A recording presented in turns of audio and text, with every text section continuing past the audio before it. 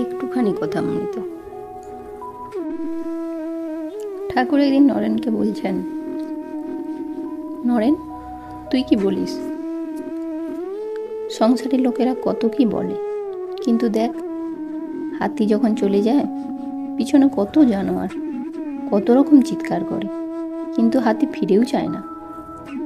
তোকে যদি কেউ নিন্দা করে তুই কি করবি? নরেন, আমি মনে করব কুকুর ঘেউ ঘেউ করছে। ঠাকুর হেসে বললেন, না রে, অত দূর নয়। ঈশ্বর সর্বভূতে আছেন, তবে ভালো লোকের সঙ্গে মাখামাখি চলে, মন্দ লোকের কাছ থেকে তফাৎ থাকতে হয়। বাঘের ভিতরেও নারায়ণ আছে, তা বলে বাঘকে আলিঙ্গন করা চলে না। যদি বল বাঘ তো নারায়ণ, তবে কেন পালাবো? তার উত্তর, যারা বলছে পালিয়ে এসো তারাও নারায়ণ, তাদের কথা কেন না শুনি। একটা গল্প শোন। কোনো এক বনে একটি সাধু থাকেন, তার অনেকগুলি শিষ্য। তিনি একদিন শিষ্যদের উপদেশ দিলেন যে সর্বভূতে নারায়ণ আছেন। এইটি জেনে সকলকে নমস্কার করবে। একদিন একটি শিষ্য হোমের জন্য কাঠ আনতে গেল বনে। এমন সময় একটা রব উঠল, কে কোথায় আছো পালাও, একটা পাগলা হাতি যাচ্ছে। সবাই পালিয়ে গেল, কিন্তু শিষ্যটি পালালো না। সে জানে যে হাতিও যে নারায়ণ, তবে কেন পালাবো, এই বলে দাঁড়িয়ে রইল। নমস্কার করে স্তব স্তুতি করতে লাগলো। এদিকে মাহুত চেঁচিয়ে বলছে, পালাও পালাও। শিষ্যটি তবুও নড়ল না।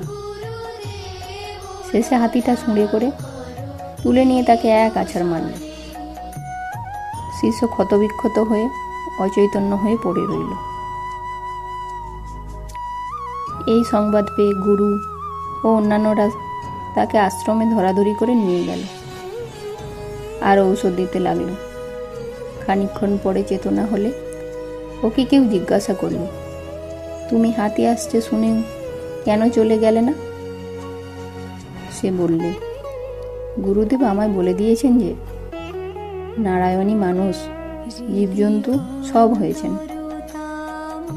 তাই আমি হাতি নারায়ণ আসছে দেখে সেখান থেকে সরে যাই নাই। গুরু তখন বললেন, বাবা, হাতি নারায়ণ আসিয়েছিলেন বটে, তা সত্য, কিন্তু মাহুত নারায়ণ তো তোমায় বারণ করেছিল। যদি সবই নারায়ণ, তবে তার কথা বিশ্বাস করলে না কেন? মাহুত নারায়ণের কথাও তো শুনতে হয়। শাস্ত্রে আছে অপনারায়ণ, জল নারায়ণ, কিন্তু কোন জল ঠাকুর সেবায় চলে, আবার কোন জলে আঁচানো, বাসন মাজা, কাপড় কাচা কেবল চলে, কিন্তু খাওয়া বা ঠাকুর সেবা চলে না।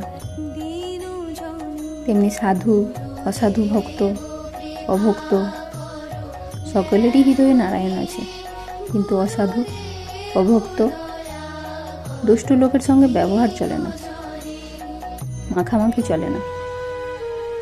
কারো সঙ্গে কেবল মুখের আলাপ পর্যন্ত চলে, আবার কারো সঙ্গে তাও চলে না।